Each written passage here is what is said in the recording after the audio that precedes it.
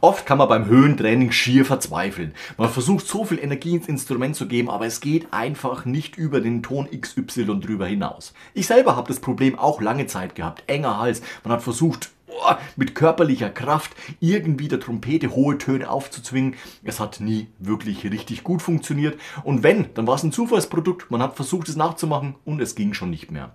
Also ihr kennt ja diese Trainings mit Holzstäbchen, mit Piet, mit Bleistift, wie ihr hier seht. Man trainiert ja hier die Ansatzmaske, das heißt die Anspannung der Muskulatur, hier der Ringmuskel, die Kinnmuskulatur etc. pp.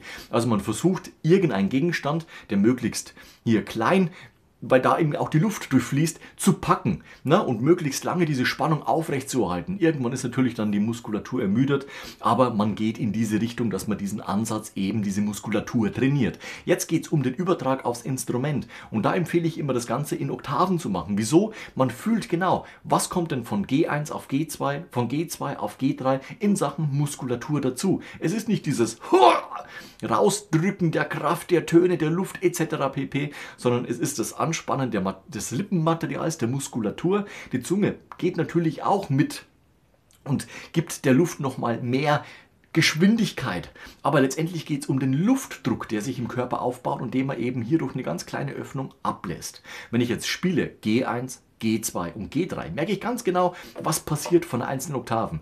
Das G1 kommt fast automatisch. Beim G2 merke ich schon, aha, da ist die Muskulatur angespannt, okay. Und beim G3 dementsprechend das Ganze nochmal intensiviert. Ich spiele es einmal nebeneinander.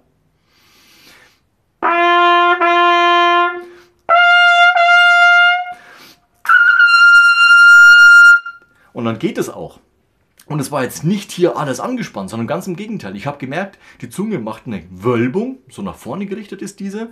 Der Ansatz hält natürlich sehr stark stand dem Luftdruck. Das heißt, der ist ja angespannt und da ist kaum Luft durch. Und die Luft, die fühlt sich an wie so ein Laser, der bei dieser Öffnung ganz extrem und mit hoher Geschwindigkeit rausgeht. Es ist aber jetzt nicht eine Menge an Luft, die da rauskommt, sondern es ist ganz, ganz wenig. Die aber sehr fokussiert und sehr auf den Punkt gerichtet.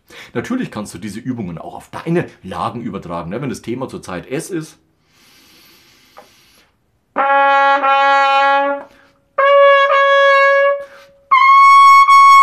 Oder stimmt ein bisschen besser mit 2, 3 als mit 2. Also auch da immer gucken, wie ist es denn von der Intonation. Aber letztendlich, und das ist ganz wichtig zu wissen, hier ist eigentlich alles ziemlich locker und entspannt. Das passiert alles hier. Hier, die Zunge ist dabei, der Ansatz ist angespannt und ich lasse dementsprechend Druck ab. Es ist natürlich ein starker Druck im Körper, das ist ganz klar.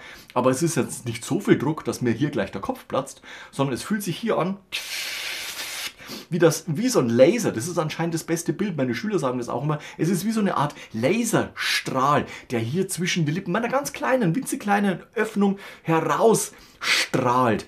Und dann geht es eben dementsprechend nach oben. Also es ist nicht dieses und am Platz der Kopf, sondern ganz im Gegenteil. Es ist dieses fokussierte, nach vorne gerichtete Laserstrahl, Luftstrahlgefühl. Und dann klappt es auch in der Höhe. Natürlich ist es immer leicht gesagt und man kommt bis zu diesem gewissen Punkt und nicht drüber. Aber fokussiere dich mal darauf und nimm nicht dieses Hauruck-Gefühl, als ob man was Schweres hochheben würde, sondern nimm mal dieses, es ist passiert hier. Die Zunge, whoop, der Ansatz, den muss ich natürlich trainieren. Da gibt es diverse Trainingsgeräte, ne, die 3 schon erwähnt. Da gibt es auch das CTS-System. Das hat mir auch einen riesengroßen Schritt nach vorne geholfen, weil man einfach hier nochmal standhält bzw. die Muskulatur genau so trainiert, wie man es letztendlich dann auch auf dem Instrument braucht. Natürlich kannst du das auch anhand von Tonleiternübungen machen. Meine Erfahrung ist aber, sobald du in Oktaven gehst, kannst du direkt diese Säulen nebeneinander stellen, was passiert von der einen zur zweiten und dann eben zur dritten. Und so kannst du dann deinen Ansatz stärken und letztendlich dich auch oben in dieser Lage bewegen. Versuch es erstmal leiser zu spielen, also nicht immer dieses laut und viel Luft drauf, sondern ganz im Gegenteil. Es spannt sich der Ansatz an zur zweiten Oktave und zur dritten Oktave. Und wenn du oben den Ton erwischt und auch halten kannst, dann kannst du auch etwas Crescendo drauf geben, also etwas mehr in Sachen Luft auf diesen Ton geben. Und du wirst merken, okay, du kannst ihn jetzt nicht nur im Mezzopiano Mezzoforte anspielen, sondern du kannst ihn auch lauter spielen. Übertreib's aber nicht und am besten gehst du sowieso immer so vor, dass du erstmal D, D, D3, S, E, F und so weiter und so fort eben nebeneinander stellst. Das ist ganz, ganz wichtig. Es ist jetzt viel Theorie in diesem Video gewesen, aber das ist einfach wichtig zu wissen, dass es nicht dieses brutale Draufschießen ist, sondern es ist eine Technik, die man erlernen kann, wenn man eben sich nicht K.O. macht. Also nicht mit diesem Hauruck und Drauf gegen sich arbeitet, sondern dass man seine Funktionen, seine Fähigkeiten, die der Körper ja schon mitbringt, anwendet, trainiert, ausbildet und dann aufs Instrument überträgt und du wirst merken, die Höhe ist für dich kein Zufallsprodukt mehr, sondern kannst verlässlich drüber hinausgehen, Spitzentöne spielen und Schlusstöne setzen. Ich wünsche dir dabei sehr viel Erfolg. Lass am Ende von diesem Video ein Like und Abo da. Dann sehen wir uns nächste Woche zu einem neuen Video rund ums Trompete spielen wieder.